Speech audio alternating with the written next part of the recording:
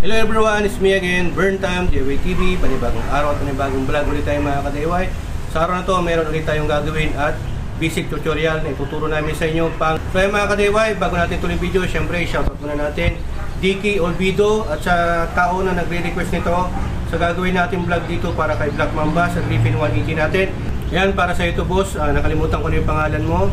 Ayan, kung mapapanood mo itong video, para sa ito, kaya huwag mong skip yung video, pati yung ads natin. Okay? Patapusin mo. So ayan, huwag kayong maglilipat ng channel dahil short vlog lang to. Ayan, huwag rin natin kalimutan, videographer natin, Analos Vlog, pag-subscribe sa YouTube channel at pag-ipano yung Facebook page niya.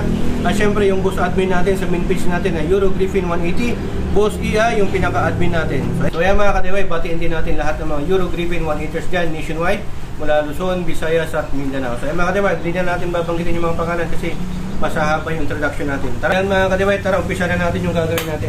Kaya mga ka-DIY, sa nagre-request ng video na to, nag-PM, DM sa atin sa Facebook Messenger natin at syempre nag-message sa YouTube channel natin para sa ito at para sa mga gustong makita kung saan nakalocate yung fuse box at relay ng Griffin 180 natin. Ayan, huwag kang maglilipat ng channel para sa ito.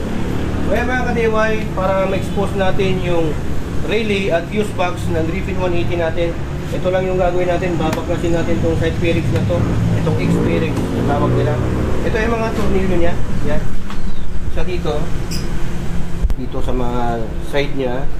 Bali ano lang to siguro, 4. Tapos dito. Ito. Bali pangatlo na to mga ka-DIY. Ingat lang kayo kasi medyo malutong yung bearings ng ano natin, Griffin. Tapos dito, buksan mo yung fuel. Ayan. Huwag niyong kakalimutan na baklasin yung tornilyo dito sa loob ng fuel tank. Kasi mababalian kayo pag hindi natin tinanggal yan. So ayan mga ka-DIY, pagka natanggal nyo na yung fairings o fairings, ang gagawin natin dyan, dito tayo sa baba mag-uumpisa na dukutin. Sa ganyan. Hindi pwedeng sa taas, sa baba. Okay, so check muna natin. So pag wala na, tatanggalin. Yan, angat na natin. Yan. So dito pa, kasama kasi ito mga ka-DIY, kalimutan ko, sorry. Yan. Kasama to sa babaklasin kasi tapos dito.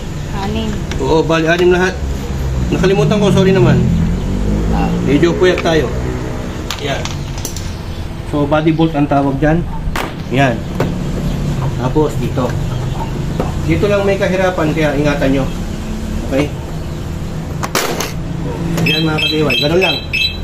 Ngayon, pag napaklas nyo na yan, syempre, ang gagawin natin, ingatan natin to, pag ilalapag natin, hindi ganyan. Para iwas gas-gas, ang gagawin natin, dito sa taas. Tapos, syempre, ayan na. Yan sa nagtatanong sa atin, o nagre-request kung saan pwedeng makita yung fuse box. Pagka nawala yung ano mo dito, ilaw ng panel mo, pitch panel o instrumental panel, walang flasher, walang starter, tapos mga ilaw, dito lang po ang may sala. Yung baka pumutok yung fuse mo. So pagka titignan mo yung fuse dyan, meron kasing reserve yan, buksan mo lang to. Ito. Yan. Yun no. So ito yung fuse niya, dalawa. Parang itong blue yata is 15, 20. Tapos yung puti, hindi ko makita masyado. Yung puti is 25. Oh, yung puti is 25, yung blue 15. 15. So ito yung reserve, yung puti. So dalawa po yung fuse niyan kasi tinan mo yung ano, supply ng ano, 4. So dalawa yan na fuse. Reserve tong isa. Tapos ito yung relay ng flasher. Okay? Tapos ito yung relay ng starter. Yan. Tatlo yan mga ka-DIY. Ito yung fuel pump. Ito yung socket ng fuel pump. So ayan na mga ka-DIY. So kailangan punasan na rin natin kasi marumi na. Oo, marumi na. Sakit din yan, sakit. Okay, so ayan. Sa mga nagtatanong yan, picturean mo na. Yaman na nabuksan natin. Actually, pangalawang bukas na natin to kasi nung una, nagkabit tayo ng busina. So, pangalawa na to. Pagka magpupunas kayo dito mga ka-DIY, iwasan nyo lang na maggalaw-galaw nyo itong mga sakit tapos hindi nyo may balik sa ayos. Dapat dito sa clip niya, ganyan, yung lock, ganyan. Yung postura niya. Linis na. Okay, siyempre malinis na. Pinalinisan na natin yan eh. Inuulit ko lang kasi Matagal-tagal na naman itong hindi mabuksan. So ayan mga ka-DIY, sa nagtatanong kung ilang sukat ang tangke natin, 6.5 liters po yan. Tapos minsan, pagka sinis nyo itong ganito, may maririnig kayo dapat na tunog. Yan yung ugong. Ang umuugong po niya mga ka-DIY, itong fuel pump. Yan po yung tumutunog. So pagka sinindi nyo itong ignition, at wala kayong marinig na ugong yung fuel pump, buksan nyo lang itong side panel na to, tapos check nyo to pagka baka nag-loose. Okay? So ang gagawin nyo dyan, isiksik nyo lang to maigi. Tapos, siyempre, tingnan nyo yung wire connection nya kung may supply. Okay? Tapos itong mga relay at yung fuse mismo. Dito lang yan sa electrical. Tapos iba pa yung dito sa may harapan. Meron din dyan mga socket. Ito naman, nandyan naman yung sa computer box. Nandito naman yung sa may rectifier. Nandyan. Okay? So yan mga ka-DIY, para hindi na tayo humaba. Ayan, kailangan na may baon lagi. So ito dapat hindi nababasa itong mga to. Kaya nilagay nila sa taas para iwas sa basa sa baha. Okay. So ganyan lang po mga ka-DIY. Ganito lang po pag-check. Nandyan po yung fuse, nandyan po yung mga relay. At nandito din po yung reservoir tank ng kulat natin. So sa pagbabalik, ayan. So ayan, make sure na rin na nakahigpit itong mga to. Lagi nyo ihigpitan. So ayan o.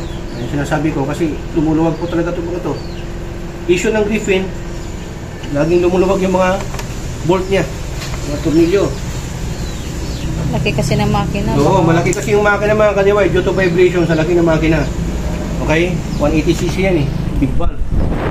4 valve, ibig ko sabihin. So yan, make sure na ito, dito yung mga rubber. Dapat actually, nandito yan eh. Yan. Saka yung clip. Tignan natin. Pag babalik, ganyan lang po. Sa taas na may iuna, sir. Oo, sa taas naman yung iwan natin. Dito sa side na to.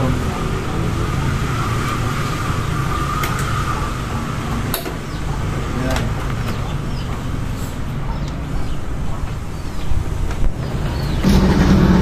Yan. Gawin natin itong ganito para makita natin. Dito lagi yung una nyo banda pagka magbabalik kayo. Tapos yan, hindi nyo lang ito. Pasok na lang yan. Dito. Yan. Yan. Yan. Ganun lang mga ka-DIY. Yun. Yan. Okay na. Pag nakita nyo na nalapat na yan, gawin nyo, balik na yung tornilyo. Huwag mo lang balik natin na tornilyo dito. Stop. Tapos ito. Wala. Malapit natin matapos. Yan, make sure na may balik natin 1, 2, 3, 4, 5. Tapos dito 6. So ito last na mga ka-DIY. At saka make sure na nandan pa yung clip. Okay? Kasi pag wala yung clip, hindi yan papasok. Tapos dito. Kita na lang natin. Okay? So, ganyan lang po yung pagbabalik mga ka-DIY. Tapos pagka naibalik nyo na, check nyo kung may mga lumuwag. Tapos pag wala na, okay na. So, ganyan lang po yung proseso kung paano magbaklas dito sa side fairings dito, banda, para makita nyo yung fuse box at yung mga fuse at yung mga relay. So, yung mga ka-DIY, kung dahil yung proseso, ingat po kayo sa pag-DIY dahil dito sa HPT, dalawa lang po ang meaning ng DIY. Do it yourself at destroy it yourself. Dito sa HPT, natuto ka na, nakatipid ka pa. Sa HPT, sharing is Caring. caring. So ayan, rise it always. To God be the glory. Burn Times, signing off.